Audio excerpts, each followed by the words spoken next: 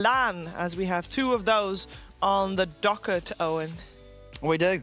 You get more as the year goes on, and there's still a lot in this first one. And as we keep saying, we've had it previous years where it's been just that close between making it to every year so far and not making it. Yeah. So these points at the start, they matter as much as the points at the end. You don't want to play those qualifiers at the end if you're a pro player. Oh, yeah. It's just leaving it up to chance. There's often only one slot left. At that point, you have some teams that are disbanding and forming teams just for the qualifiers that are very strong. And it's tough competition. So everybody's looking to get these points. Yeah, we can take a look at what kind of points they can earn from this Dream League, as we do have a fantastic breakdown of that. Of course, it's not just points. There's also $1 million up for grabs, folks. Money. Yeah, it's good. I mean, it's always nice when I see this distribution. I like when I at least see, like, not super top heavy, right? The 300 is a decent amount, but second place still takes away a good amount. Same thing with third, so that's cool. Really nice for the top 3 teams in particular. That is cool. I do get reminded now that of something that Chris said yesterday in the post-game interview is like, at the moment, we are playing for qualifiers, he said, because Falcons is a team that hasn't had any breaks, because they went straight in after TI, they went to Wallachia. And if you do well in this Dream League, you get, based on your EPT points, you get invited to other EPT stops. Oh, that's true. Like Bangkok. Oh, like Bangkok. Yeah. Like Dream League. Sure, yeah.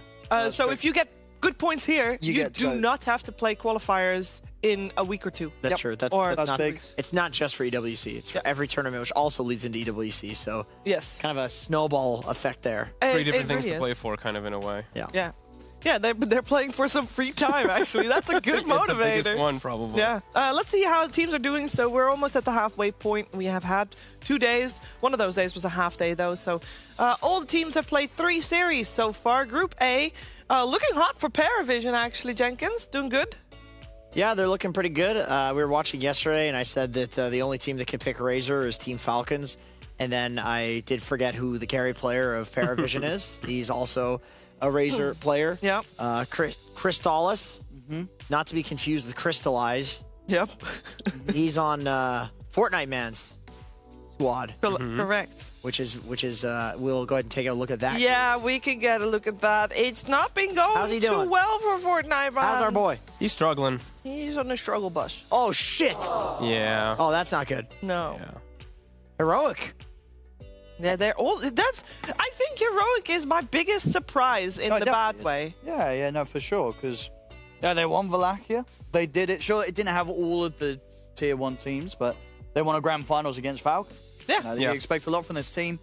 So I think they themselves are going to be pretty disappointed with their performance so far. I think they know that they can do better. There's still a chance, obviously, but they kind of had to win every game they've got left, really, to be able to get a chance of making it through. So still a chance to see them do that. I believe they can do it, but whatever's they've been doing so far just hasn't been working out here. They look really different than Wallachia, to be honest. It's not just like, I mean, people are flaming Parker a bit, of course, but it's like just because he got so much attention on him. But I think the rest of them are actually underperforming. Do you think they got excited? Maybe a bit. A little too excited, and then they're too big for their britches a little bit. They need a bit of a humbling. Do you know there's actually Maybe a a little person bit. we can talk to that has seen them in action a little bit more than perhaps we That's good. have? Because our guest, hey guest, Hey! good morning, how you doing? Ding dong. It's a bit weird being on this side of the doorbell, honestly. Usually I hear it in my ear and I'm waiting for someone else to come in. No, this is nice. You're in our fireplace, very cozy. Nice and warm. Yeah, thematic with the ginger beard as well. Got it going for you. Hey Gareth, do you have an answer for us regarding how Heroic and why Heroic not great right now? I don't know in general. I know we saw one series up against Tundra where it felt like they were putting a lot of eggs in the Parker basket, which sometimes has worked, sometimes hasn't. We had a really sick game from them with a Parker gyrocopter, which I think we've got some highlights later on to watch. They're also trying some kind of weird stuff, like Schofield was playing position 5 Muerta in this kind of draft flex, which is a bit weird. But, I guess we're going first for Avalus Liquid that we now have on our screen. So sorry to jump you to a different game right here, but this was another one you cast. This was a long game. Yeah, we knew the day was going to start off good when we had a 67-minute game, I think it was. And this was like, Avalus were winning for the majority of the game, but Liquid had that, late game tenacity to find moments to kind of come back and punch back. But there were so many sick moves in this game where the mind games and discipline from Avalus are like like TI winner level decision making in late game. It was ridiculous. Who do you feel is like the shining star? Who makes that happen? Ooh. Because, I mean, we know Avalos, and a lot of their players we've seen for a long time, you know, there's not really like, oh my goodness, there's this new kid on the block. What makes this team good? I think that's a really difficult question. Like, if you had Waga here, he'd say Stormstormer immediately. Okay, I know he would. I mean, he's a big fan. He's a big Stormstormer fan. He's one of his good buddies, yeah. I think you're kind of right, though. There's no shining star. Everyone is on the same page, and they know what their job is, and they do it correctly. And I think it's kind of this mix of, you know, experience, like hardcore experience from someone like Seneko, and maybe newer players from Eki, where they have that you know, drive and mechanical skill, as well as a backup of knowing what to do come late game. Because I think that's one of the biggest differences between, you know, an S-tier team and an A-tier team. Once you get to like 40 minutes, you know, think back to the old Eternal Envy quote, right? When shit goes crazy, you know, when you get to late game, you don't know what's happening. Yeah. No, very true. He's right, Cheever. You know how I know? How do you know? I have insider information. Oh. At BB Dacha, these guys were at a different tournament. They were very close to us. I was doing 16 hours a day, so I didn't see any of their games. But I was talking to them. I was hanging out with Stormstormer. And apparently this team, they went from being just kind of a team and like corporate businessy to going to saunas together, hanging out together, having days together, like really becoming friends. And they kind of attribute that to a lot of their recent success, is that they actually are starting to feel like a team of people, which I think is very important when, you know, Gareth is talking about these late game decisions where shit hits the fan, and at that point it's really about clutch decisions. If you're actually a group of people who like each other and know each other and have synergy, it's way easier to trust each other, right? Yeah, it's all about trust. The power of friendship. Wonderful. I do like that. We just also had the highlight coming out from the heroic game. I do wanna close the heroic question that I asked you at the start, Gareth. Like, what do you think? Are they gonna make it out of this group stage, based on what you've seen? I think they definitely can. The games we saw were pretty close. I don't know what they can like fine tune or, you know, go back to the drawing board and fix, but it felt like maybe they're thinking too much about trying to outdraft their opponents. Like when you're against Tundra or Liquid or whoever, you know, you want to have some kind of upper hand, and maybe just going back to the basics for themselves could actually do them some good. Maybe today they can do it. I also just wanted to ask Gareth, how are you doing? I feel like we haven't talked in a long time. It's been a little while. Yeah, no, I'm good. I came back from holiday and pretty much immediately started casting Dota. So that's living the dream, you know? Get off a plane, get back home, straight into the studio. I saw you went to Southeast Asia? Yeah. Yeah, I went back to where I grew up in Brunei. I lived there for like 6 years, and it was the first time I've been back in 15. Oh, wow. So I got to catch up with some like old schoolmates, you know, show my fiance like all the places I used to hang out, what I used to do as a kid, basically. That's really cool. Did you get to meet a lot of the people that you grew up with, or have they since scattered? Yeah, there's a handful that are still out there, but the majority of people have, you know, gone to university in Australia, UK, Europe, and then moved abroad. People leave, chapters close. Yeah, well, that makes sense. We get it. Life is a series of closing doors, Gareth. What happens when you get older? Revolving doors as well. That's right. That is true, actually. And opening doors.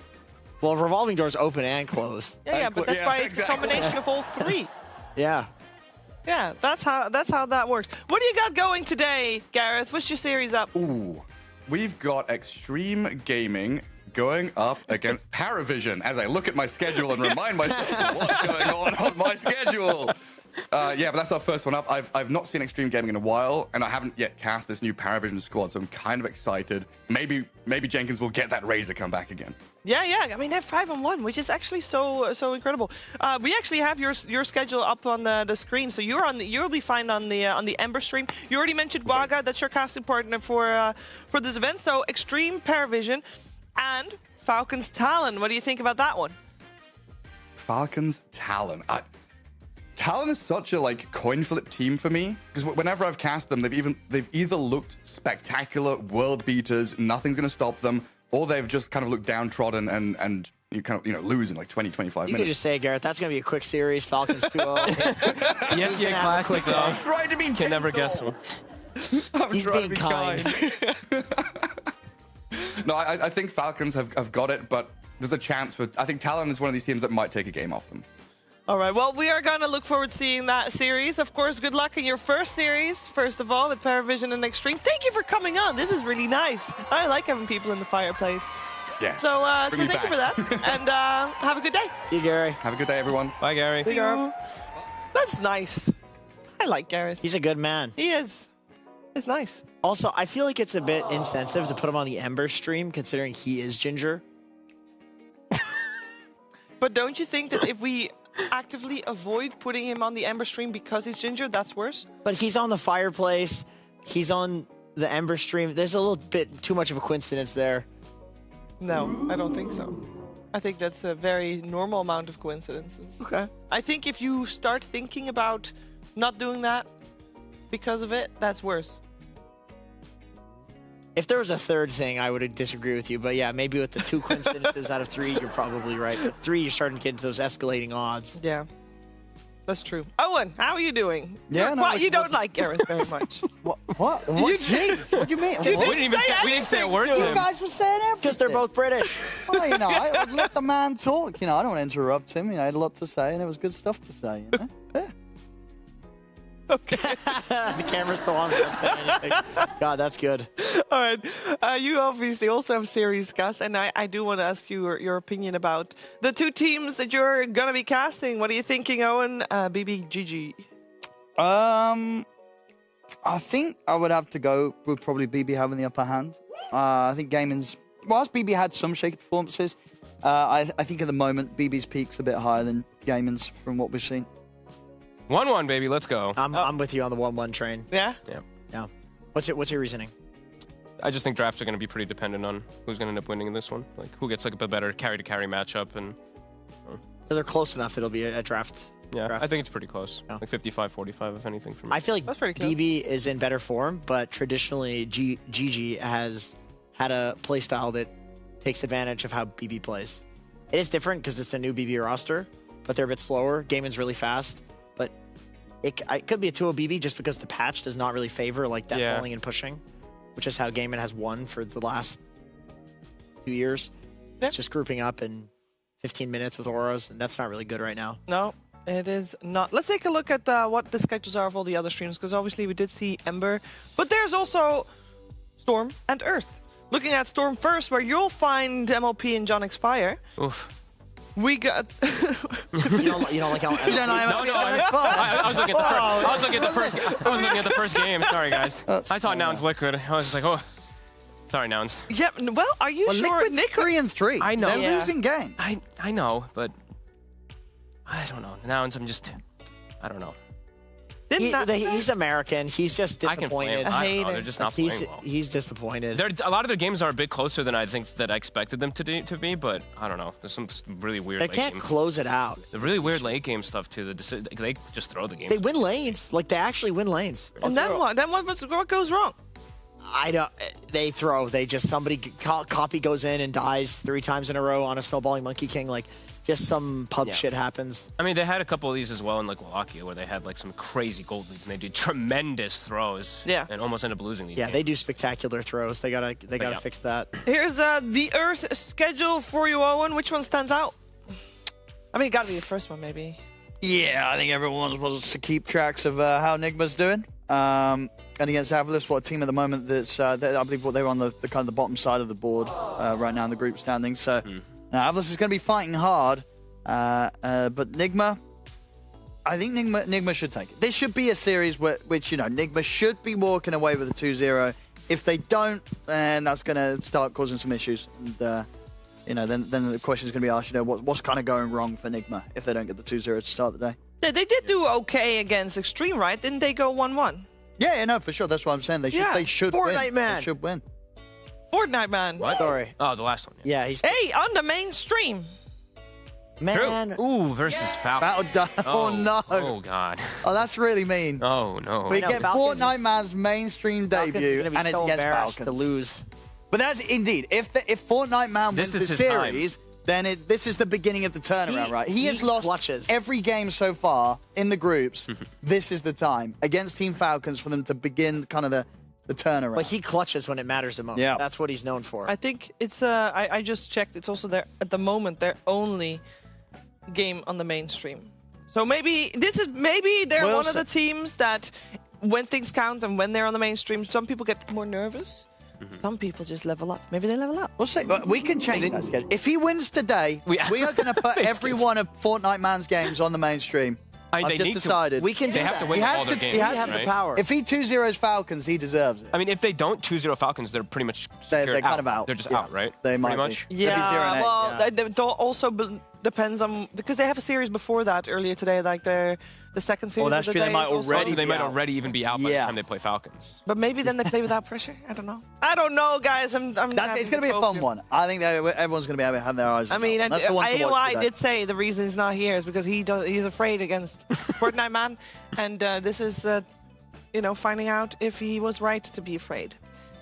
It will be an interesting one, that's for sure. We're gonna treasure it. But first, we're gonna treasure some other games coming our way because it is time for our first series of the day. So thank you very much, gentlemen, and we're gonna start with BetBoom versus Gaimin Gladiators.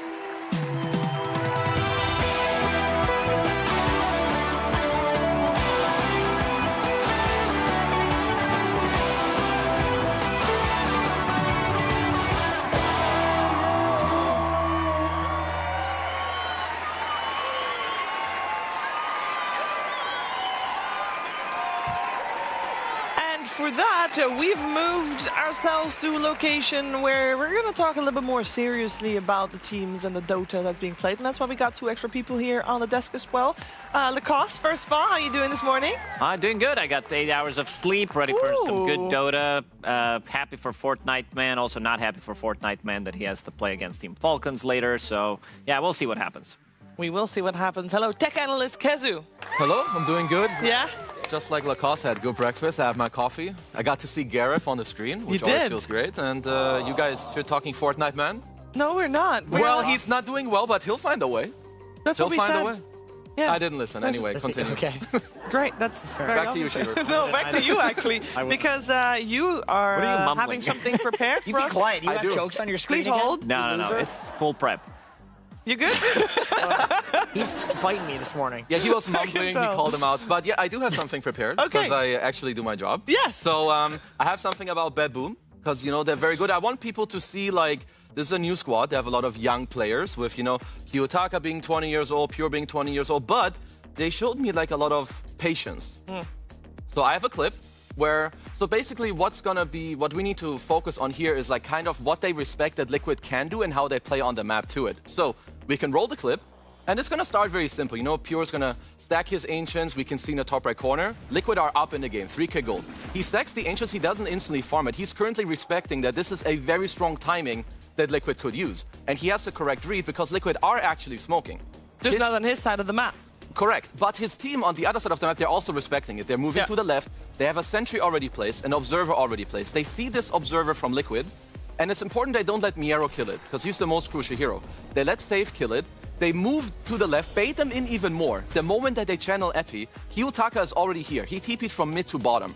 So now Liquid are already in they're in a shit position, let's be real. They basically get double kill. Pure, even though he's 200 HP, he instantly TPs over into this fight. So when Liquid is at their strongest in this game, at 17 minutes with their Brood, Invoker, Alchemist, they lose a fight in the enemy jungle. They don't kill the tier 2 tower. They lose 3 heroes in the jungle here. And Pure also, he made the read that the moment he TP'd, the fight was kind of over. Yeah. So now he's just pushing in mid. So with this one play, basically they repelled all of Liquid's strengths in the early game. And we have a bonus snippet, because there was some bowling going on. So we have Kataomi, who swapped from +4 to +5. But his clockwork's very good.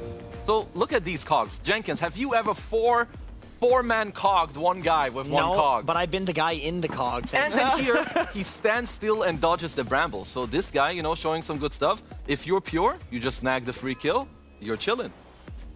I must say, I do really like seeing BetBoom do well. I feel like True. it's a fun team to watch. They play fun, even though they changed their roster a little bit. They still have that same energy. What's wrong? Yeah, he's just smiling at me. Stop being weird. I'm smiling. How is that weird? I like BetBoom as well. That's good. I'm excited about this team. Okay, so because they didn't really start very great on this event.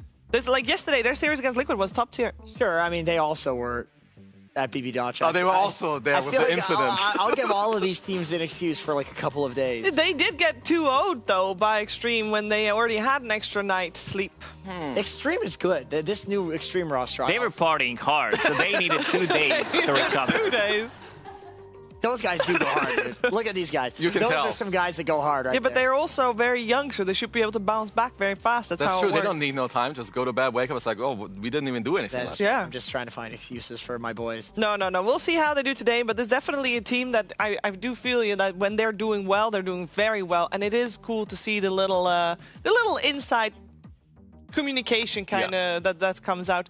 Going into the series, Lacoste, because we got Gaimin and BetBoom. Do you have a favorite going in? Because I feel like both teams have shown that they are very strong at this. Yeah, they're getting better, both of these teams. After day one, what happened with Gaimin, they are playing much better Dota, but I'm leaning towards BetBoom. I think that Pure has been the best carry in the world, period. Ever since Riyadh Masters, he had the best performances, even though he did not win any of these tournaments, even at TI. This guy is just a beast. He can play anything. I think him and Parker just showed the best individual performances in the last couple of months. And also, they're stepping it up. I think Miero, ATF, in one of the interviews, he talked about Miero, how he's one of the best offlaners. He gives him so much respect for a good reason. This guy can play anything. He can play Zoo. We might see some Lycan coming in as well if there's a good situation for it, when these supports are very vulnerable. What I don't want to see from them is to pick Dark Willow, because they have 0% win rate with the hero. 0 and 3. And also when paired up with the Beastmaster, they're also like combo with Dark Willow and Beast. They're 0%. You want to hear some crazy shit, dude? You know what Miro told me? I said to him, I was like, bro, where's the Lycan at? Because he's the Lycan guy, right? Yeah. And he's like, it's really good. And I was like, yeah, you're going to go for the Alpha Wolves facet, right? No. He thinks that the other facets are better. You need pack leader. I don't know. It's where everyone moves fast. Is it, Yeah. and you don't get to summon wolves, right? No, you summon wolves, and they still move fast. And then, okay. Okay. But I couldn't believe it. Have you guys played against the Alpha Wolves facet? No. I have not. You've never, as a support main? It's not fun. It's basically Necronomicon I back will from say the old I'm in days. a bracket where Lycan is too micro intense, so people. If you're a Crystal Maiden and these wolves are on you, I die. you're dead. Yeah. Nothing. You're dead. I will say that doesn't matter which facet the Lycan has, as long as he has wolves, I die. That's No, true. these ones. I'm telling you, you play against it and you're like, well, how the hell is nobody picking them? Okay, so why is no one picking it? Because you are right, nobody's picking it. I think. Well, what's your theory? I just think it has to be very specific situation. This hero has to be last pick most of the time. I don't think you can just say, all right, we're going to open up with some Lycan. Oh, yeah, you can't open yeah. Lycan. So I think- that's the thing. I think the lane's punishable. I think that's one thing. I think that you have to be very good at microing the wolves and like scouting and hitting blink initiators. And it's annoying to play. It's really good if somebody's good at it, but it's annoying to play. I do think Vlad's drums are like OP aura items. Yeah, and they are. Lycan really likes building those. You can literally just rush drums, no boots. So I think it's strong, but I think the laning is the main thing. And also the other summons heroes are so good. Like Visage is S tier, Beastmaster is S tier. So I think Lycan is like taking a backseat because of that. And that's what I like about the Bibbidi Bobbidi team, because they are not too afraid to experiment with their drafts. They did bang out some Ricky against Puck yesterday or the day before, and they didn't win with it, but it also looked really good. And they have their own ideas. I think the drafts, especially yesterday when they played against Team Liquid, they were top-notch. Like these are some of the best drafts that I've seen so far in the tournament. Yeah, because when we saw Gaimin go up against Team Liquid, it was the day after, and they did have potentially an excuse to play a little bad, but that was the one that Gaimin looked the worst. But I will say, I was expecting then a lot stronger performance from Gaimin yesterday, and they went 3-1. They 2-0'd Enigma Galaxy, which I was kind of expecting anyway. But then going 1-1 with Paravision, it surprised me a little bit, Keza. I think the 1-1 is maybe in like okay result, but when I see the match durations, it's like 55 minutes and 57 minutes. So, you know, kind of like hard-fought games and just a 1-1 coming out of it. So I agree with you, and I'm with, you know, Mr. Lacoste. I think the Bibbidi Bobbidis, they are my favorites in this series as well. Like, I think you bring in like these new guys, or maybe not new, but like very young players, and you can tell that they have a nice mix of like this confidence, but like, so they bring their own stuff, but also this patience that we could see in the clip. So I feel like when you have this, this team can be really scary. Do you think that because BetBoom changed more players than average, you know, they changed a couple and role switches, of course, as well, they have the honeymoon phase, whereas Gaimin, they did a 1-for-1 swap. That is no honeymoon phase because everybody will first continue like playing the way they were to adjust later on. Jenkins? I'm going to say no, because I think that these players are so familiar with each other. They're all friends. They're from the same region. No, I'm thinking that it's better for BetBoom. Oh, it's better for that was BetBoom. but because everybody is like, okay, guys, we're new. Let's see how we're gonna do it, and everybody is very highly aware that they gotta adapt. So I think BetBoom's not going through a honeymoon phase, maybe to a degree, but much smaller than like a brand new, fresh team. When we interviewed them during all of BB Dacha, every single interview would spiral into, we're having so much fun playing with this team because people are willing to pick crazy stuff. Yeah. And I think that's a reflection of the players and how they like to pick on other teams as well, and not a reflection of the honeymoon phase. Like Miro has always been that guy that's willing to play these like crazy last pick cheese heroes, you know, and they have Miro now. Pure will play Doom carry. He's always been that guy, you know. So I think that's more like in 6 months, I do believe this BetBoom team will be doing the same stuff, experimenting a lot, pretty much. It was a much needed change with the roster that they had because they were not winning tournaments. They were getting so close so many times. And I think they have stability coming out from Yarrow and Save. Pure is a bit of an X factor as well. Sometimes he can be, you know, that guy who's really pushing the limits, which I really like to see. He's super aggressive. And then you have Kiyotaka, who can also fulfill that role. If you remember when he was playing the stare from Ramses, when they were playing back together at TI with 9 Pandas, Ramses literally killed him with his look after what Kiyotaka did. So, you know, anything can happen with this team, but they do look stable, which I really like. And Kataomi, his transition from position 4 to 5 has been... It looks really good. You can't even notice the difference. Yeah, like also, and I think something that goes like to your point where it looks like that they're gonna do really well, and I think they will. Like in the CIS scene, I feel like the players, they're actually very close. Especially like the newer generation, like they all talk to each other like in the pubs. You mean close friendship-wise? Yeah, exactly. Like they're very like close friendship. They all like talk to each other, and like maybe they've never had the opportunity for all of them to like play in the same team. Yeah. I think now they do. They can just like be themselves, play what they want, talk what they want, have fun. And I think that's kind of what they're showing. Yeah, it's paying off for them so far. We are moments away from the draft. Actually, know what? We are in the draft. That's how that works. That's right. Gaimin Gladiators will be on the Radiant side and BetBoom on the Dire side. We already have quite a few bans coming through as well. And I do want to just quickly, I always try to do like a glance to see which usual suspects are not banned. And the only one I can come up with at the moment is the Brood. Am I missing one? Like Clockwork is sometimes banned, not this time around. Other than that, I feel like it's just very usual. I mean, SF versus Gaimin, I guess, is sometimes a consideration, but they've shown... Bloodseeker's not banned. How do you guys feel about... How do you guys feel about Muerta first phase ban? Because I know that's an issue of like contention right now. Yeah, it's a respect ban. It's something that I heard from people that heard it from other people is that nobody likes to play against Muerta. These carry players, they don't like to play against Muerta because of the repositioning tool early on. Silence, you can't be killed. The hero is strong, but I feel like that maybe we've been jumping on this train that the hero is super powerful. I could be wrong here. Yeah, I think this hero's still good, but it's not looked... I feel like it hasn't looked as good as the teams are trying to make it look by like how they pick it. But against, you know, BetBoom, they have Save, like taking out his best laners, which should be Bat, Muerta, maybe the Dark Willow, but you guys said they haven't won with it. So Well, and it's got stolen from them that as is well. very true. So, you know, Gaimin kind of, no, just take out those, we can pick this other one. Because Willow against Tusk, you're pretty happy with this trade if you're the Gaimin's Gladiators here. Yeah, for sure. You get the brambles. Tusk can't use the snowball save most of the time. He wants to maneuver in between, maybe when he picks up a blink dagger, so that's not going to happen. Makes his life much more difficult. It's a lot of control for Dark Willow in the team fights. I love this hero, but a lot of the times this hero will suffer. If you like, pretty similar, I would say, to how Muerta is played from position 4. If you don't have that good laning stage, sometimes your transition to the mid game could be rough. Back to you, Jenkins. I do think Tofu is one of the better players in the world at playing heroes like this, though. That's true. The needing a good lane and then like scaling. I think Ace is often playing lane winners when paired up with Tofu and the heroes that he plays. So he gets off to a good start, and then he will go for those greedy items. I mean, I like this for like Tofu. these guys have a very interesting relationship, like the Tofu and Ace one. Like in dual lanes, it matters a lot what heroes you play and like how you pair it up together. Yeah. Like even like years ago, before Tofu wasn't like a winning team, like Team Tickles even back then, I remember talking to him and he was telling me that Ace was like the best offlaner in the world.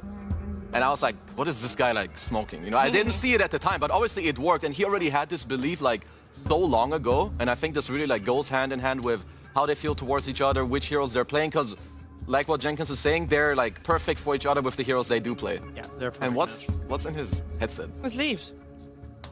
It's leaves, yeah. What This is called? why Watson is Crochet? the anime main character. Crocheted leaves? Yeah. It's because he does Is that how you pronounce it? I think so, right? Tangles. Okay, I mean, I like this pick. This is really nice with Willow because Sand King kind of suffers in the first 1 to 3 levels. And Willow is like one of the strongest laners at that point. You just poke, and like any counter, Willow will deal with, which means that they can flex it to off lane if they want.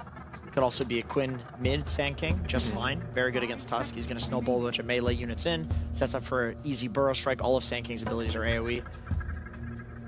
My question is, when is Earth Spirit gonna come out? This hero just feels too good right now. Yeah, he feels really strong. We've seen some insane play yesterday coming out from Earth Spirits, dealing 10,000 plus damage in the late game fights. I know that's not something that we should be talking about, but getting to that level 25, because we've seen a lot of games that do go late. You did mention the 55 to 57-minute game that they did play. So it's going to happen, and this hero is one of the best one when it comes down to super late game with the Aghanim Scepter. There's always something to do. Strong laner, can easily gank the side lane. And early game, because he's the best, one of pretty the much. best rotators in the game. It's also here that Kiyotaka has like played for years actually. Like it's not for him, it's not something he's picking up now. Like for Quinn, it kind of is, and he showed yesterday that it works. But for him, that's like already like the meta just fitting him type of deal. I feel like they should just take it here, right? Even though they picked the SF, it's really good against. It's really good against both of these heroes. They Yes. both have uncontrollable ground targeted damage. Yeah. You roll in with the Blade Mail, these heroes are dead. We saw it yesterday. I think it was Quinn versus the Sand King. Yeah. You just roll in, eat a full epicenter, Blade Mail, and just wiped the guy. Well, we saw a similar answer yesterday. SF in general is good against Sand King, whether you lane against him or not, because you have high physical damage. And Sand King generally doesn't love this matchup. Like Tusk SF can be a pretty hard lane for you. But if you are a BetBoom, you need to make sure you give the Sand King 2 bad lanes. Like this is the strength of these heroes that can be flexed from second pick. Oh, well, you give me 1 bad lane here, I'll just go somewhere else. So you need to double down. You can't just give them 1 bad lane, because otherwise you're not really achieving what you want. And again, another strong opener from BetBoom. A lot of control. You have a little bit of protection for your SF, pair him up with the Tusk, and then save on his signature Lion. This guy has been playing Lion when nobody wanted to touch this hero, played it when he was popular. Now the Lion is not as strong again, I would say, but he really pushes the limits when he plays the hero. He knows the ins and outs, so he will really go deep in and survive with like 50 or 100 HP, and they get a kill, maybe even a double kill. So definitely a lane to watch what he's going to be paired up with Miero. We've seen also kind of a newer offlaners coming out, especially with the Dawnbreaker, which I really like. It really depends what they're going to show, but I would not be surprised if they go some Dawnbreaker, some Mars for Miero. Yeah, like for Gaimin, there's Clock still in the pool. Like some heroes that come to mind for me were Chen, but this is first phase banned. Oh, well, there's the Dawn that you talked about. So they're already like, okay, we have SK, you show us SF, my SK is no longer touching this lane. There's gonna go Dawnbreaker, and I think this is what we saw yesterday with Falcons against whoever they played against. It was their counter pick. Because SF kind of needs to go out of position, he's not full range, and if Dawn gets on top of you, You're dead. You're in hell of a trouble. You're probably just dead. Yeah. So easy for BetBoom to now just counterpick that Sand King mid, right? That is what they have to do, yeah, on 18. Or at least give them something to like maybe help offset the SF matchup later. I think here for Gaimin you could look at, well, either Clock or a specific 5 that they feel like can open up Watson's hero later on. Not much time though, my friendos. I'm still really feeling the Air Spirit for BetBoom. I feel like it's so good against all of these heroes. This is all the time they have left. I was gonna say Lich. Someone say Lich. I love Lich. It's something that I thought is going to be picked up more during Wallachia. It was Puppy who kind of, because Puppy's old school. He knows. Yeah, he knows. Frost Shield has been buffed. The damage mitigation numbers are so high, even with level 1. You could, like, people do go, professional e-gamers, they do go for the other facet, which gives you, if you get an assist or if you get a kill, you get more, by assist I mean creep kill, you get more duration on your Frost Shield, but the other one allows you to go for the solo kills with the Death Shard if you get it. So we'll want to see what he goes for, but the damage mitigation against Shadowfiend, that extra armor, because Shadowfiend is mostly physical. A lot of the times in a fight you will not see him use raises. It's mostly about right clicks and then popping the Requiem. If this is not ES or Storm, I'm going to eat my shoe. You're not even wearing shoes. Flip-flops. I will eat my shoe, Kezu. Okay. Well, I'll take your word for it, because there's also a chance that they might look for an offlaner here. I mean, it depends on what they think is the most valuable, pick for them. I will agree with you. I think Earthspirit is just really damn so good. I'm fine with Mars, even though you are giving them Dawnbreaker ability to just go in and show you exactly where they are, mitigate some of the damage. But I'm a big fan of Shadowfiend plus Mars combo, and it's going to be Wizzarizzi. I'm going to eat my shoe. I feel like with regards to the Mars, the only issue is a little bit of lacking of damage. So I like the Visage because it makes up for that. However, BetBoom doesn't have the greatest team fighting and lockdown with these heroes. This is a very skirmishy or group up and push style. Yeah. Their mid laner, Earthspirit's getting banned. It still has to be that hero, There's but it no will way be banned. Earthspirit doesn't get banned, but it's got to be an Earthspirit type hero, something that has stuns, something that likes to team fight, something that goes in, because right now it's just your Tusk 5 that's going in. And this is more of a save hero these days, honestly. And by save, I mean you save people. It's not going to be played by save. He's the line. Yeah. So I did suggest Mars, which would give them more team fight, but it seems like they opted to go for earlier Pipe Buyer, considering that most of the damage on gaming is magical. So Wizzarizzi is going to provide them with that. Yeah. I mean, it's a different form of team fight, with what you just explained, and summons are just really good against Lich. First of all, you can eat the Chain Frost. I also don't know why, but Lich's shield doesn't actually work against summons. It doesn't work against, you die to Brood instantly. For instance, it doesn't work against Spiderlings. I think it's the same with familiars. So they're just gonna look for this early pipe and go. I'm very surprised this hero that Jenkins has mentioned 8 times in this draft, being Earthspirit, isn't banned. Because I think it's incredible for BetBoom. It's what you want. Also, Visage loves this hero. You want heroes that help Visage abuse Death Toll to make kills. Earthspirit is the best hero. Doing damage to everyone, which is giving you. I have one stats. hero that BetBoom could pick up here, Earthspirit. I think you're right. That's good. I'm gonna eat your shoe if that's wrong. But never mind. That's a Dragon Knight.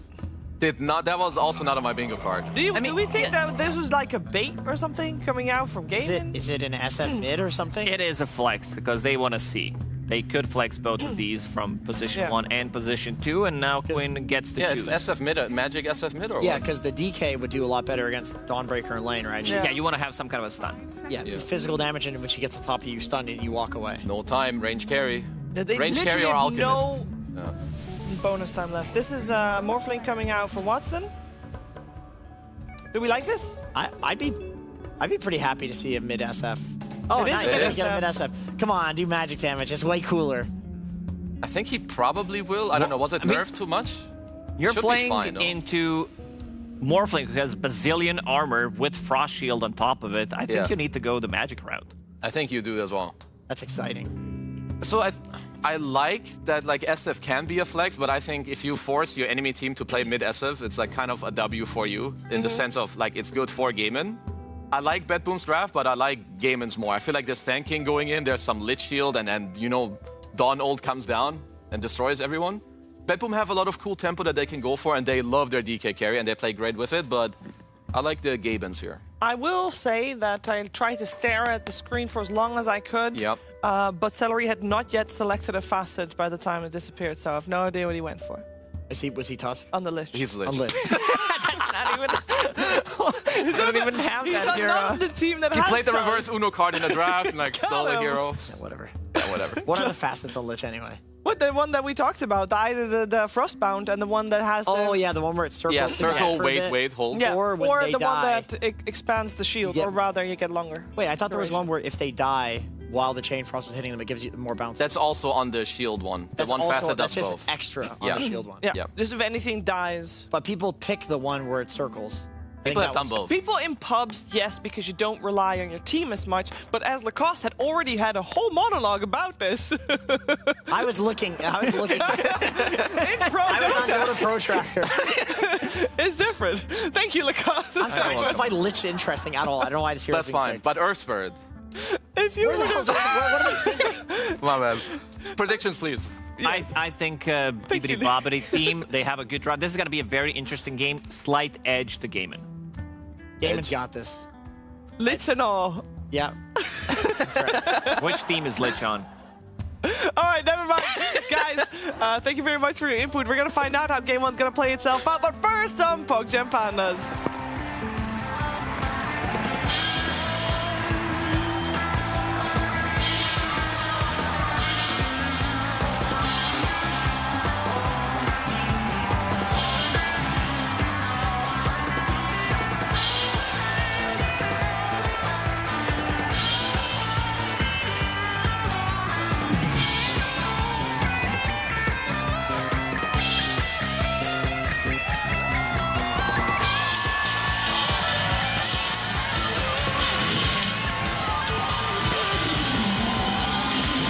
Hello, ladies and gentlemen. Yes, it's time to get ready and get into the action of this first game between Gaimin Gladiators and BetBoom. I'm Odie Pixel here with Fogs, and we're excited to see both teams doing something a little bit different to what we're seeing in all the other games of this patch, right? One side of BB Team BetBoom, we're getting the mid-SF coming out this time. We'll see if he goes to magical build as the panels were discussing. And on Gaimin Gladiators, we're going to see some Lich gameplay. It's definitely really interesting. And first things to point out, here you go, Sheev. Growing Cold is the choice from the Lich as expected, even though Frostbound is really cool in pubs. Yeah, pro games, you know, Lacoste just monologued about it, so that's really cool. And then we do have Kiritaka. He's playing mid, but he is still going the minus armor facet. So Shadowmire is still too bad because of the nerfs, I guess, Sure. he got. So he you just wants still- this one.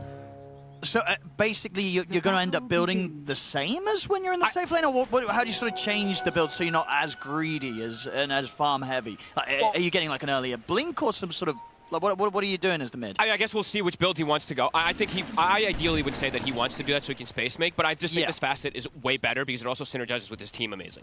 It's really good with the DK Navista. You start ramping up kills in this team fight, this DK's damage is going to be crazy with the presence buffing up. Same thing with the Viscid Bird, so I can get why he'd want to do it. And also the Shadowmire one just got nerfed so much. I guess because they do have obviously Pure playing like the safe lane DK. Is there a world in which where Pure plays? That Shadow Realm might just do it. Fairy Fire, just enough to keep him alive, but one more hit, he'll be able to play it out. All right, he'll be fine. But yeah, because they've got a safe lane DK, could we sort of see Pure? Yeah. Could we see Pure kind of go for like that Blink Dagger rush, and then he goes kind of the aggressive, pushing with the team, and then Kiritaka sits back and he kind of falls more into that position one this game, or would that just not be very much their style? That's not. I wouldn't like that either. That just doesn't seem their style, and doesn't fit like the kind of archetype that I think we've come to like in majority of the DK games. Besides Falcons, they're the outlier, right? Skeeter just always goes Blink. You don't see Pure doing that sort of Skeeter play style. That's not his. To make the SF fit around him. No, I wouldn't think so at least. But maybe eventually, because he is playing versus Morph, and instant stun can be very valuable. Yeah. But we'll have to see. Yeah, we'll have to see how these lanes end up going. You know, as you see, they wanted this SF. They swapped this kind of thing around because they see this SK and they wanted to have a different carry in particular. And I think they were scared of the vulnerability of the SF in the safe lane versus that Dawnbreaker, because we saw it yesterday just get abused. Yeah, Amar had some fantastic game yesterday on it. He just owned him, like literally every single time. He was able to stand his ground as a Dawnbreaker versus the SF, even in the later stages of the game. Yeah, it's pretty cool stuff. Yeah, we'll see the builds, because the build on offlane Dawn should be Armlet Rush most of the time. Most of the time, some players you feel will still have the alternate, well, kind of the more regular one we've seen before the advent of people going for the Armlet first on it. I really like the Armlet. With Armlet Soarwing, you always are able to do these tricks where you full heal yourself around Ancients or around any stack camps or any creep waves. So personally, I like that one, but we could see the difference. I like it this game though because he's playing versus minus armor and high physical. Yeah. So that extra bonus you get from Armlet is nice too. And he should have a pretty okay lane. Yes, you're playing versus these double stuns that can be a bit annoying, but Willow is one of the better forests to secure your lane. Save. Speaking of which, the Hex. He's living on the edge here, Save, but it pays off. Keeps Tofu interested, gives him the chance to get the Hex onto Tofu, and they get the kill first. A save classic. Him playing his Lion. Love to see it. So far mid, Quinn, doing pretty okay versus the SF. SF used to just completely destroy all these melees, but since he has the invis and he's got his own sentry down, he's able to keep himself protected. But now I'm seeing this. This is I believe the second time that I saw a team do this, where they saw Dawn and they picked this DK, kind of in a similar tradition where you used to see Primal Beast picked as that offlaner, and then you pick DK because he's got a stun to stop the aggression. So they have like 3 different ways to stop this hammer that can come out, which is pretty nice. Yeah, it's incredibly unlikely Pure dies in this lane, unless massive mistakes are made. Really? These 2 heroes should not be able to get the kill on a DK. But I would say overall the Dawn should be farming. Should overall like free farm. Like he did, they got slipped up a little bit. What about his bottom lane? Because we're seeing Watson, he's having a slow start. Is that to be expected against the Visage Tusk, or is this kind of bad news for the early game duo down here? Because Morph Lich, it's not a safe lane duo we see a lot. No, I think the Lich maybe makes it a little bit weaker than sometimes we see with like a Clockwork, where he's just soaking so much of that extra damage, because Lich is fragile. You can actually just die if you step out of position. What does the Lich do? Like, what do you think they were looking towards, or their idea is behind it? And is any part of that meant to be this early game? Well, I think it was just the Frost Shield they wanted because they see the SF, so they wanted this type of damage mitigation. But now they picked the Visage because it goes completely through it, right? In the laning phase, it's all about Soul Assumption to pop a hero. But we've seen more picked traditionally as a counter lately versus the Visage, because you have ways to play around it. Either you waveform, dodge the Soul Assumptions, or you get that rain drop at 3 minutes, and use your lane right after that 3 minutes becomes quite good for these Morph lanes. And we're already seeing that kind of reflecting. He's up to 19 after being at 10. As soon as he gets so just for those first few levels is where you've got to play it really safe. Mid. Ooh, nice attempt there from Kiyotaka. Not enough though. Bottom lane. Got celery. And we'll be able to indeed, and they can turn towards Watson, but should be able to just bully him back away from the creep wave, burn through some of the raindrop charges. They're keeping him off that whole wave. Oh, he might lose his courier too. He will. Easy start there for Kataomi. Kataomi kind of revealed his ward a little bit there with the way that he moved. I don't know if they identified it immediately, but the way that he immediately went for the courier did kind of show that he had some type of vision there. Quinn has been working on stacks. Kataomi's going to come over and mess with him. And Kiyotaka. They're going to look for the kill attempt. They're going to be able to trap him in the shards. They'll take him down. Those were beautiful from Kataomi. Great aggressive plays from him. I think Quinn still got the majority of that stack, right? He did. So losing his life like that, I feel pretty rough. As you can see on the farm, Kiyotaka complete free farm in this mid lane. 40 last hits already, 5.5 minutes in. This Tusk is very scary right now, though, with the rotations he can make happen around the map. He's level 4 already, so having an excellent start to put that pressure on. Radiant are scanning. Tusk has hit 6. Gonna get Requiem. Let's see if it's enough. It's gonna be close. Oh, he's got him! All right, then, well, Quinn, that's big bad pretty news. Huge. That's him straight back to the lane, straight back out. And I think if he didn't still have the presence extra stack, that last hit wasn't gonna kill him. He still had the stack from the previous kill. I was gonna say, when we were sort of sitting back and watching that last right click coming in, I was doubting whether it was gonna do it. It did. It's that armor. Absolutely. So, well, now that mid lane. Whew. And they're continuing to just pressure bottom. Yeah, this is actually starting to get kind of rough. It is. 4-0, 1K, 2K gold lead here 6 minutes in.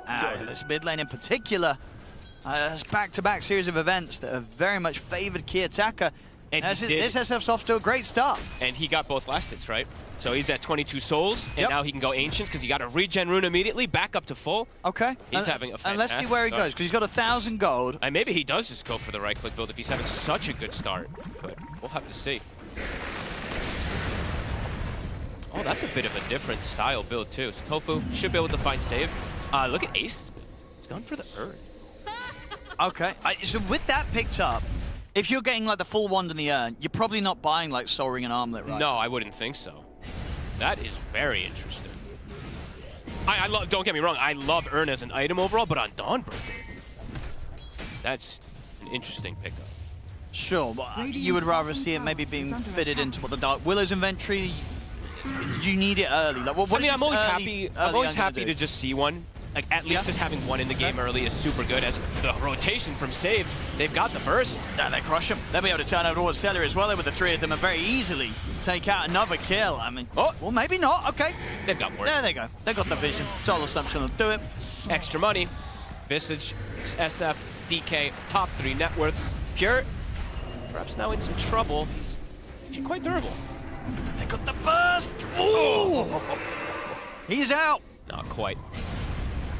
They are steamrolling. Hey, they're crushing this early game. 6-1. They're still applying pressure versus the Morphling lane, which can sometimes end up just not getting pressured from the Visage after you get the lanes. Quinn dying twice.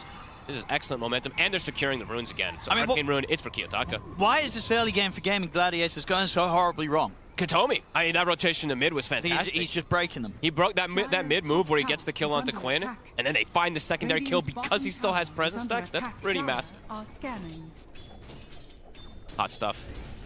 Now, what do Gaimin Gladiators do about this? Like, who are you looking towards in terms of timings to make the play? How are the levels looking? Dawn's almost 6, so I think you can look to still make plays pretty easy once you've got the Dawn ult. If they get over-aggressive, BBT does have to keep track of that ulti. Celery is in a bit of a precarious position. Solar Guardian's up. Showing under the tower. Shards is going to block off his escape there. Going to use the Solar Guardian to try and turn up, but the snowball's there. They come out with the stun. Celery's gone and Pure's in the rotation there. The Hex set up for save over towards Ace. Watson's focusing Mira, pushing back the Vistage away from him, will manage to finish up the kill. Here. Quinn also in with the epicenter straight over towards Pure, but Steve holds them back with the stun. Katomi ready to get back in, they'll turn towards Quinn, bring down the Sand King. Oh, they're dominating. They're ready to go for more here. Gaimin Gladiators, they've got to run.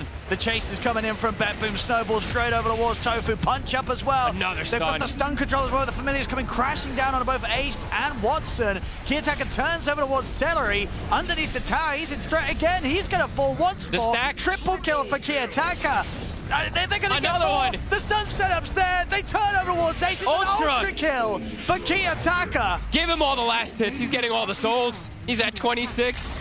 Oh my goodness. This is devastating. This is a terrible start for Gaimin Gladiators. This is one of the... it's early callings, early times, but this is getting to points of perhaps irrecoverable. This Sand King is half net worth of the Shadow Fiend. What?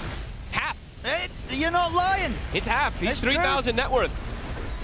And Pure just stands his ground. This was cool from BBT. I mean, they saw it. They definitely saw that the Dawn's hitting 6. And then they're like, you know what?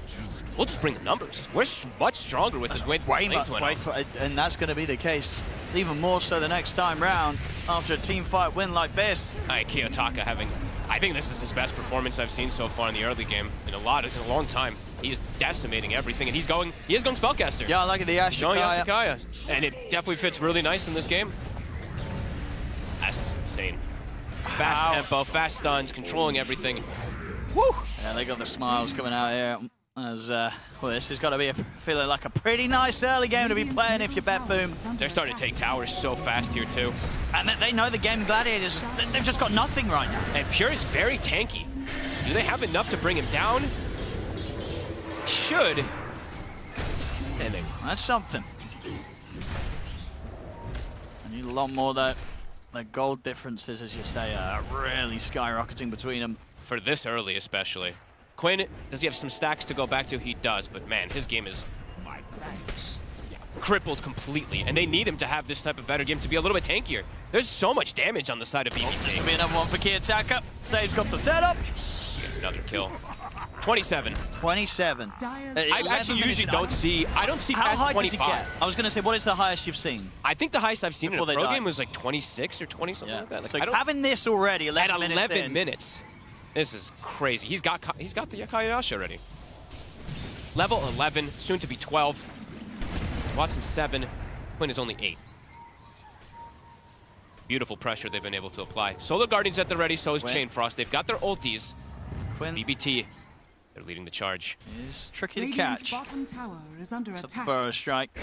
Oh, we get an angle here. They don't want to fight into this Gaimin Gladiators. There's no way. Not when this Tusk is there. I mean, the snowball they're going for a smoke play. The thing is, a snowball can ruin so much of their overall potential if there's an epi burrow. They're going to try with the jump. Get on Kiyotaka, but he's the Requiem off. Kiyotaka, Snowball's going to save him. He should still die, surely. He'll get a few raises off. Gets quite a bit of damage done. Does die. But BetBoom, they've got the numbers so they can continue their cleanup as they take out Tofu. Curse Crown stops the aggression. Miro. Chasing for more. They get the Soul Assumptions here and onto Ace. They'll get his courier, but Ace will survive. So, again, Gaimin Gladiators, they're getting kind of these big kills, but it's still costing them a lot. At least they got rid of his souls. And they get the monster kill streak. Unfortunately, Tofu does end up taking it rather than Quinn or anyone else getting it, but at least they stop some of his momentum. I mean, something, right? It's still not great by any means, but they get one type of kill to bring themselves back into it. Just all their cores have not got any money. No. And at the end of the day, too, the SF got spells off. He got two extra raises. He did the work in that fight. Yep. Even though it was going down, absolutely, Kiyotaka. And now he's got shield rune for the next go. So might actually just survive. Radiant are And starting to build toward at least a pipe on the Visage too, so yeah, they're having more and more answers. And it is going to be the Blink from Pure next, which, especially with this type of momentum they're getting, definitely want to see him just continue showing up to fights. Said they just have such a big lead right now, 14-4, and continue to play very aggressive. Look at Save's positioning. Save is literally sitting in the trees waiting for Watson to show bottom to go for some impale snipe play. So Watson might just get fingered from tree line. Sorry to distract you. But it could happen. I mean, Save is literally very patient, so... He's sitting at 400 HP. I mean, he learned his lesson the other day, right? That was Watson getting sniped. It was. That's very true. This isn't a bounty bounty hunter. Bounties. This is a... Oh my god, he's stepping up to the wave. There's no way. He's stepping up to the wave. It's not going to happen. I mean, I'm keeping eyes on bottom. It's not... There's no way. He learned his lesson yesterday. He was getting sniped to low HP. I can't look away. He knows there's a lion in the game. He might not know that the lion would be here, standing by his tier 2. I can't look away. He's shifting up a little more. Yeah, I think it can't happen again. Not today. He's already had... I can't look away. Had a rough day. On the well, actually, no, he won that game. I can't look away. Maybe it needs to happen. He won that game where he got sniped. They're pinging him. I can't look away. Dire's middle tower is under attack. I think they're starting to be sussed out. Yeah, Watson's got backup. They found the toss. Can they kill him? He's got Snowball. He's pretty durable. Yeah, he's 1500 he HP. Play around with him quite easy. He's going to turn He up. could just straight up turn. Celery is going to get the chance to fire a Chain Frost if he wants to. No, he's just dead. Solar Guardian. All right. I mean, Katomi's still alive. He's going to make the spend time chasing into the... Watson's dead. There comes the finger. Well, hold up. And Pure's now arrived. They're still chasing Katomi. He's got Snowball back up. Oh, God. He's going to roll away to the creeps. Is he going to live? He's out. He's going to live. And now the rest of BetBoom's turned up. They're ready to start chasing more kills. Gaimin Gladiators, they've got to run. Holy crap. He survives. We said he was tanky. He had Pavis. He ends up surviving throughout all of it. And amidst all that, Watson got burst. Yeah, he just got fingered. It happened. Yep, Save come over, caught him in a hex and stun. Boom, deleted. Big burst. It's bound to happen sometime. Sure. With those kills, they're going to go straight for the roast. They don't have any extra presence stacks, but still have some high damage. Chain Frost is available, so is the Epi. But they're the game didn't even get there. Yeah, there's no way. And the pipe's now actually finished, so they're going to counteract a lot of that magic damage that we haven't even really seen them be able to throw out. The Chain Frost we haven't even seen yet. Pipe's already online for this Visage to counter a lot of that damage. Yeah, Katomi's playing so well on this match. 2-0 and 9. Go Aegis onto Kiyotaka. 2,800 gold coming up as well. He's going Shadow Blade. Going the old school build. I like it. Trying to snipe heroes. And Ace is full committing for Spirit Vessel. So ISC just really feels like they lack damage to be able to pierce through these tanky heroes, but that means you're not scaling at all on Dawn. It might be something he feels like he has to do because of how terrible the early game went. Sure. And that's kind of the crazy thing as well, right? He's going for this build, this sort of very slow build up, and he's still the most farmed on the team. It's Watson and Quinn are behind him. It's grim. It's very grim.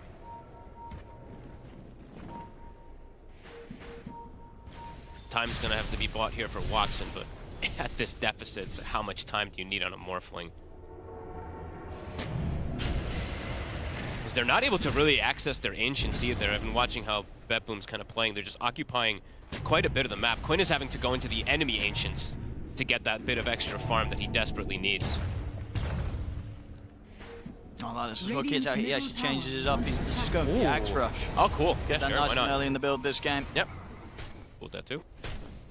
Makes him quite a bit tankier. Oh, Quinn will be able to juke his way out of this.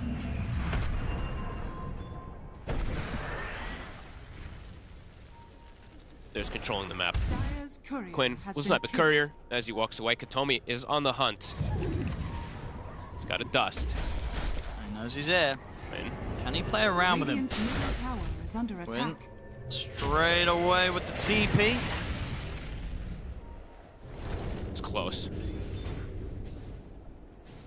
Celery, not going to be so lucky to get He's out. very, very dead. Set up from Pure. Key attacker. Stack, Take the kill. Yep. back up to 21. And that's his Aghanims done. But his courier is dead. Yeah, he'd have to make the trip back to base. Or Or drop for some indeed, teammates someone's to got to pick it up for Yeah, him. we've got 3 slots. Save, go pick up your blink and pick up the three components. I'm just kidding. He's going to bring his own blink out. It's an amplified damage rune as well. Ooh. So especially if he can get that Ags out, to look at mid. amplified damage. He's not gonna. He's playing on the side. He's playing it very careful. Homie. 10 superstards, can't connect. And they're still just, even though they're kind of grouping up on the side of BBT, they're actually still gaining the net worth advantage to grow more and more as this time goes on. Yeah, I mean they just take these towers as well. Yeah. But we're still yet to see Gaimin Gladiators be able to take a single tower. And Kiyotaka, he's got this amp damage. Still has 2 minutes on the Aegis. It's very difficult for them to see any way the Gaimin fights for those next 2 minutes at the least. That's beautiful stuff here. So from the side of BBT, Radiant's top tower double blinks is at the under ready. attack. Dire's You can't bottom show. tower You can't show is core under here attack. toward mid. It's terrifying right now. They'll throw the lit shield. Radiant's middle tower is under attack. It only slows it down so much. And they know where Quinn is. Oh, they're already hunting. They're already going for him. They pinged him out instantly. Pure. Dire are scanning. He's got eyes on him. Whoop. Radiant's courier has been killed. Save. Just gonna try and get the angle. Good Is attempt. under attack. Nice Burrow try there. strike was there from Quinn in time. Quinn very ready for them to make the move. Super quick blink out 2 times now. Katomi might get caught. 3 heroes on top of him. Still very tanky, Oh, but Save not found tanky him. enough. Save found what? Quinn. Really? Yeah, he was keeping out in the trees. Save hunted him down. Oh man, save. Nah, these 2 supports. Such good playmakers.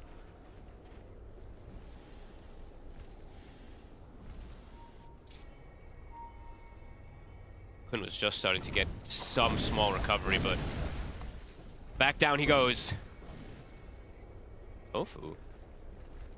Can't really set up for anything. They can't really use any aggressive Solar Guardians, which makes it really grim for the side of gaming to do any actual plays because of how far behind they are. They just don't really have damage. And there's already BKBs coming out too. So Pure, he's got that finished. They've got the pipe on the Visage. They have all their core items, it feels like now. 40 seconds left on the Aegis. Continuing to control the majority. Yeah, they can keep going even without that. Yep. Just And now it's 21 minutes, so it's time to contest the Tormentor potentially, / steal the Wisdom Runes if you'd like to do so. Pure TP's incredibly aggressive to the outpost. He's got his team behind. I think this is the most popular strategic move I've seen from teams in this current meta, where it's like the 21 minutes. If you're really trying to dominate, you want to steal the Wisdom, steal the Tormentor, control that type of area of the map even more. yeah, they get the Tormentor super easy with this lineup. Celery wanted to try for steal, but might pay with his life. That's pretty ambitious. Getting to steal against this would be pretty hard. He throws out a Chain Frost, but they'll be able to split that up pretty easily. Visage is just so good versus Lich in every occasion. He throws a Chain Frost, it goes to the birds, he just puts them down, the Chain Frost is gone. You have high burst versus throughout majority of the game anyway. And they're setting up for bottom too. They've got save. So if they've got the burst, oh, they easily They do. sure do. They easily do. There's too much stun. Watson just can't play the game either. That's a rough one for Gaimin. We Sure saw is. them have this on the first day as well, right? Some just really rough games. Has fallen. They picked it up, well, yesterday. Had some good showings, but yeah, back to kind of square one, it feels like, with this performance. Radiant's Yeah, and top I think tower BBT is just under kind of, attack. it was a bit of a gotcha this game. This with SF the switch swap up, it actually is, it ended up working even better than I anticipated it Yep. to. Yeah, It was double kill, 2 back-to-back kills on Quinn. It completely shut him down.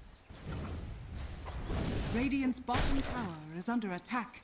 Literally had no game because of it. 1-5-1, just in recovery mode for 20 minutes.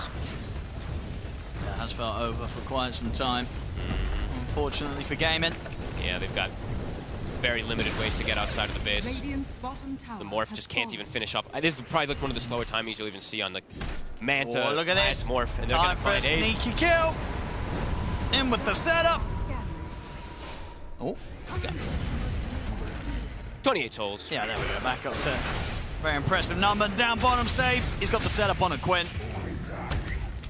Oh yeah, I guess I should have said that there was more souls because when you get Ags, you have the increased max. But I still don't think that I saw too many. Up to 25. I still don't think I saw too many more in games that you get up to like 26, 27. Because when you go this fast, you usually don't go by Ags. Exactly. Yeah. You know what I mean? The Ags is not normally picked up until but like 6th, 7th item. I want to see if he does get up to some like 30-something stacks potentially in this game.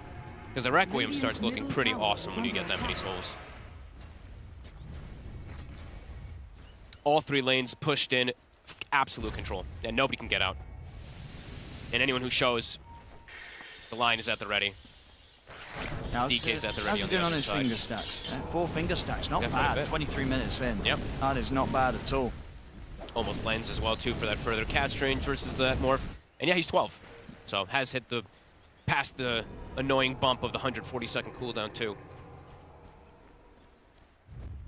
Gaimin's gonna try. They're gonna try. Who are they gonna go for? Are they just gonna settle for Katomi? They might have to. I'll go for Katomi. The fear follow-up. Gotta blow quite a lot to get him. Now, careful how you have to disengage. Still lingering in the area. Watching, we'll finish off the Manta.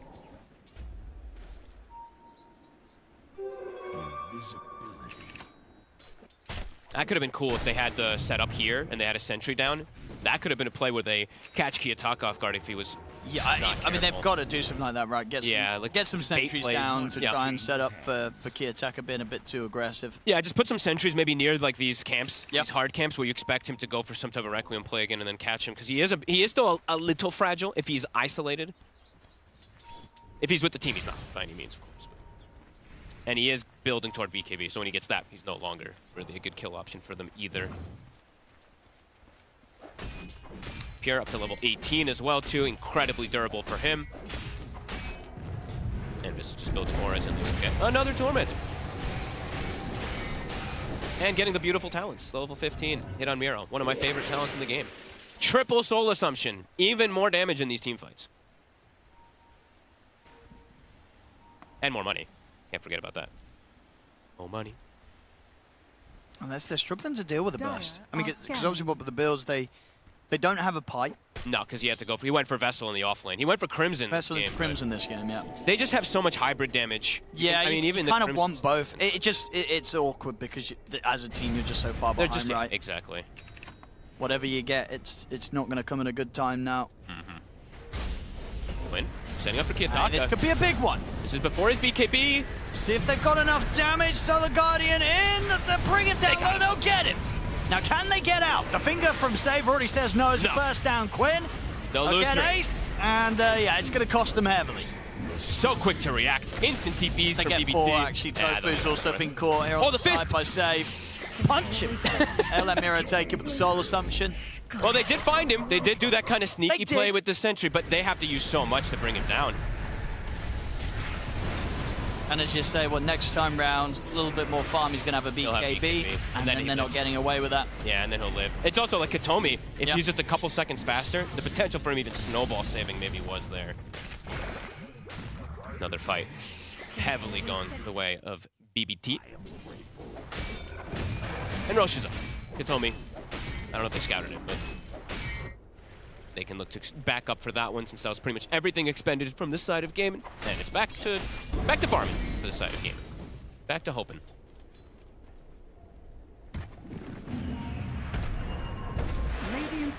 Wait, what? Where did that just die? Am I blind? Did it come in from the shop? Neutral creep? Just did the small camp just kill it? I just didn't even see. Because I think he was because he's Invis Sandstormed and the courier maybe passed over, so I don't know. Well, he lost his courier. Didn't have anything on it, I think, right? No, but he was going to pick up his Shivas soon. Sure, a couple of 100 gold short the plate mail for the Shivas. Either way, they would have got to be able to contest this.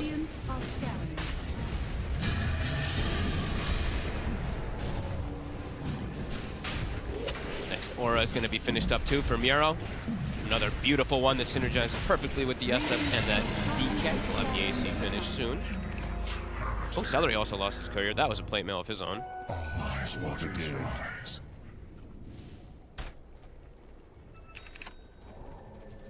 BBT just continuing to power up more and more. Pure is starting to get pretty darn terrifying. Top net worth now on this DK. Level 21 has been hit. Top tower is under he hasn't really had to do too much work this game, it feels like, on this DK, but now his damage is going to start being